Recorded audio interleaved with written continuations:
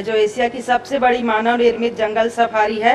अक्टूबर 2012 में जिसका निर्माण शुरू किया गया था और 1 नवंबर 2016 को प्रधानमंत्री जी ने लोकार्पण किया है। 23 से जनवरी 2024 तक वन्य जीवों की आकस्मिक मृत्यु की घटना हुई है।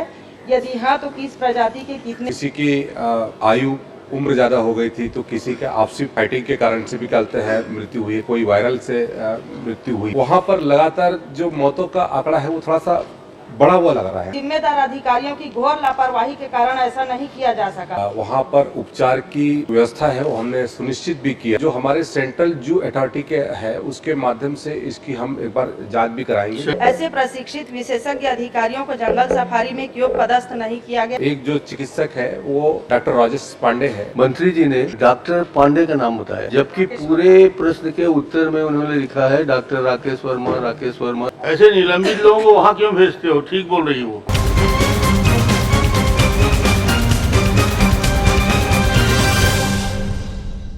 श्रीमती शेषराज हरवंश जी, बस हो गया। मेरा सवाल ही नहीं दिया हो गया, अगली बार देंगे। शेषराज जी।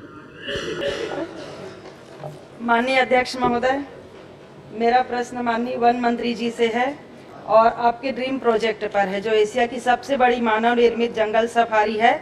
अक्टूबर 2012 में जिसका निर्माण शुरू किया गया था और 1 नवंबर 2016 को प्रधानमंत्री जी ने लोकार्पण किया है। मेरा प्रश्न था माननीय मंत्री महोदय से कि क्या नंदन वन तथा जंगल सफारी में वर्ष 2023 से जनवरी 2024 तक वन्य जीवों की आकस्मिक मृत्यु की घटना हुई है? यदि हाँ, तो किस प्रजाति के कितने एवं किन कारणों से वन्य जीवों की मृत्यु हुई है? माननीय मंत्री जी का उत्तर भी आया है।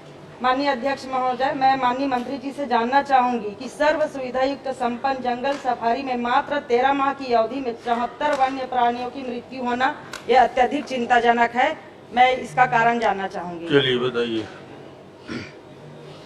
माननीय अध्यक्ष महोदय, मैंने कल ध्यानाकर्षण में भी इस विषय को लेकर के विस्तार से उत्तर दिया था और वहाँ पर जितने भी हमारे वन्य प्राणी हैं, चाहे वो सफारी में हो चाहे जू में हो, कई कारण हैं। 74 जो हमने इसमें जानकारी दी है। किसी की आयु उम्र ज़्यादा हो गई थी, तो किसी के आपसी फाइटिंग के कारण से भी कहते हैं मृत्यु हुई है, कोई वायरल से मृत्यु हुई है। तो ये एक उसमें है। और मैं देख रहा था अध्यक्ष महोदय, पिछले 3-4 वर्षों में लगातार इस विषय को लेकर के वहाँ पर लगातार जो मौतों का आंकड़ा है वो थोड़ा सा बढ़ा हुआ लग रहा है अध्यक्ष महोदय। तो हम इसकी भी जानकारी एकत्रित कर रहे हैं और वहाँ पर हमारे जो अधीनस्थ जो कर्मचारी हैं, लगभग उनकी अभी वर्तमान में 34 की संख्या है, जिसके विरुद्ध में 53 वहाँ पर कर्मचारी कार्यरत हैं और निचले स्तर पर जो कहते हैं श्रमिक हैं वो लगभग 300 हैं, वो भी वहाँ पर काम कर रहे हैं। और उनको समय समय पर वहाँ पर जो वन्य प्राणी हैं उनके रक्षा के लिए और बाकी चीज़ों के लिए, उनकी फूड सप्लीमेंट और बाकी जो क्लोरिनेशन वगैरह के लिए वहाँ पर हमारे कर्मचारी काम करते रहते हैं। लेकिन मौतें हुई है अध्यक्ष महोदय, और उसको मैंने कल भी इस बात में सदन में कहा। और अभी भी वहाँ पर जो हमारे कुछ एक हमारे चिकित्सक भी वहाँ पर पदस्थ हैं, एक कंपाउंडर भी पदस्थ है और उनके माध्यम से उनके उपचार की व्यवस्था भी की जाती है। और समय समय पर हम अंजोरा दुर्ग के माध्यम से भी हम उनकी सेवाएं हम लोग लेते रहते हैं अध्यक्ष महोदय। माननीय अध्यक्ष महोदय, स्वाभाविक रूप से मृत्यु मात्र 16 है। शेष 58 वन्य प्राणियों की मृत्यु ऐसी बीमारियों से हुई है जिसको समय पर इलाज करके बचाया जा सकता है, जैसे निमोनिया में 8 और संक्रमण मृत्यु में 26। परंतु जिम्मेदार अधिकारियों की घोर लापरवाही के कारण ऐसा नहीं किया जा सका। माननीय मंत्री महोदय से जानना चाहूंगी, क्या जानवरों की मृत्यु के संबंध में डॉक्टर द्वारा लापरवाही की गई या इलाज से संबंधित किसी तरह की कार्यवाही प्रस्तावित की गई है? माननीय अध्यक्ष महोदय, कल मैंने अपने उत्तर में ही कहा कि कल हमने 3 अधिकारियों को इसमें शोकास नोटिस जारी भी किया और वहाँ पर उपचार की जो व्यवस्था है वो हमने सुनिश्चित भी किया। दुर्ग के हमारे जो अंजोरा के से हम लोगों ने यूनिवर्सिटी के माध्यम से सेवाएं भी ली और पूरे मामले को हम लोगों ने देखा और उसमें हम लोगों ने कल भी इस बात को तय किया आपके निर्देश के अनुसार कि जो हमारे सेंट्रल जू अथॉरिटी के है उसके माध्यम से इसकी हम एक बार जांच भी कराएंगे चलिए। कि किन कारणों से और कोई वहाँ प्रश्न पर है तो मौतें पूछ हुई। लीजिए।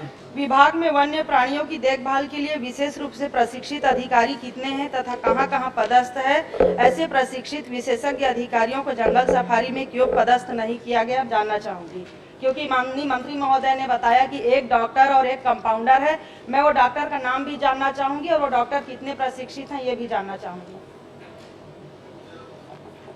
माननीय अध्यक्ष महोदय, माननीय सदस्य ने जो जानकारी चाहिए है उसमें एक जो चिकित्सक है वो डॉक्टर राजेश पांडे है और दूसरे वहाँ पर एक महिला जो कंपाउंडर है वो भी वहाँ पर पदस्थ है और उसका नाम भी चलिए बता दिया आपने पूरा। मैं उपलब्ध करा दूंगा अध्यक्ष महोदय। माननीय अध्यक्ष महोदय, आपका तो पूरा नहीं हुआ। हो चुका था प्रश्न। वो तो कल का था। आज नया क्या हो गया? नया ये हो गया कि माननीय मंत्री जी ने डॉक्टर पांडे का नाम बताया है, जबकि पूरे प्रश्न के उत्तर में उन्होंने लिखा है डॉक्टर राकेश वर्मा, राकेश वर्मा, राकेश वर्मा और डॉक्टर सोनम मिश्रा जो संविदा में है। तो ये रातों रात डॉक्टर वर्मा कहीं से आ गए डॉक्टर वर्मा की जगह? नहीं अध्यक्ष महोदय, राकेश पांडे नहीं, राकेश वर्मा है अध्यक्ष महोदय। भूल गए थे, पांडे नहीं वर्मा ही है। अध्यक्ष महोदय, अभी प्रश्न पूरा नहीं हुआ है। आपका प्रश्न नहीं, बिल्कुल सही है। अध्यक्ष महोदय, सोनल अभी मिश्रा। प्रश्न मंत्री पूरा जी नहीं हुआ है। अपना जवाब संशोधित कर नहीं, लिए। मैं जानना चाहूंगी क्या डॉक्टर राकेश वर्मा के खिलाफ पूर्व में कभी कोई कार्यवाही हुई है, कोई एफआईआर हुई है? वर्मा के खिलाफ कोई कार्रवाई या कोई? माननीय अध्यक्ष महोदय, हमने राकेश वर्मा और जो सोनल मिश्रा है वहाँ पर जो कंपाउंडर है उसको हम लोगों ने शोकास नोटिस दिया है और उसके उत्तर मिलते ही उसके ऊपर जो भी कार्रवाई होगी उस कार्रवाई सुनिश्चित की जाएगी अध्यक्ष महोदय। चलिए अटल जी। अध्यक्ष महोदय, अभी बचा है, अभी मेरा प्रश्न बचा है। डॉक्टर राकेश वर्मा के खिलाफ एफआईआर हुआ है और वो उनकी सेवा पुस्तिका को अवलोकन करने पर पाया गया है कि 5/12/1999 को शासकीय सेवा में आए। 2/3/2000 को डॉक्टर वर्मा को एकीकृत पशुधन विकास परियोजना बस्तर जगदलपुर में पदस्थ किया गया। 21/10/2004 को प्रतिनियुक्ति पर मुख्य कार्यपालन अधिकारी अंतागढ़ बनाया गया। 9/11/2005 को मूल विभाग में वापस दिनांक 23/7/2007 तक कृत्रिम गर्भाधान केंद्र कोंडागांव में पदस्थ रहे। 11/8/2007 से 3/6/2009 तक निलंबित रहे। ये निलंबित रहने का कारण जानना ठीक है, चाहूंगी। ऐसे निलंबित लोगों को वहाँ क्यों भेजते हो? ठीक बोल रही हो।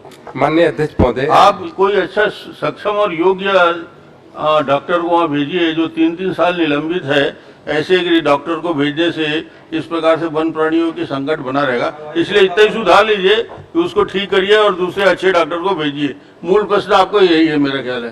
ठीक है अटल श्रीवास्तव जी।